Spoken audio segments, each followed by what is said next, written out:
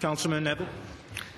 Thank you very much for the opportunity to address y'all. I'm clearly not here to win a popularity contest, since I've been in favor of an admission-based events in Denver parks for quite some time. I'm Chris Nevitt. I represent South Denver on the Denver City Council. I think having admissions-based events, number one, it's something that's done in every other major city across the country. Number two, by not having admissions-based events, we are leaving serious money on the table.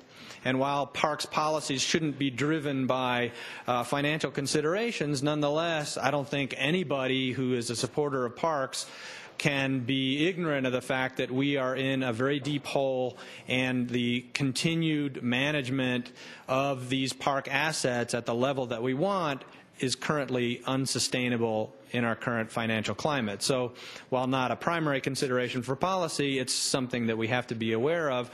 More to the point, admissions-based events, foregoing admissions-based events, means that we forego a whole set of activities that can be used to activate our parks. There's a whole set of things, and I've attended admission-based events in parks in a number of cities across the country.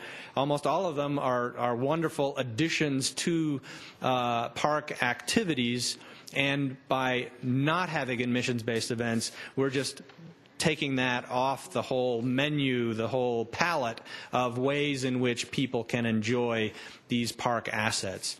To that end, I'm really glad that you guys have come up with a draft policy to begin establishing the regulatory framework for having admission-based events, and particularly I'm happy that Ruby Hill Park, which is in Council District 7 in South Denver, is included among those. We have put a great deal of time and energy, myself, my staff, park staff, and a lot of members of the community that I represent, in putting together a master plan for Ruby Hill Park. A lot of time and energy has been focused on trying to figure out how we can make that place the destination that it should be, and admission-based events is just another way that we can activate that park. I had two concerns, however, with the policy, and I'll just express them here. Number one had to do with the 15-day spacing between admissions-based events. If we wanted to have a series, for example, in a park, say Swallow Hill Music Association wanted to have a concert series in Ruby Hill Park, that 15 days is effectively a 3-week gap if it was done on weekends. If you took it from 15 days to 12 days, that would allow Swallow Hill to have events every other week. I think we'd want to have weekends. Thank you.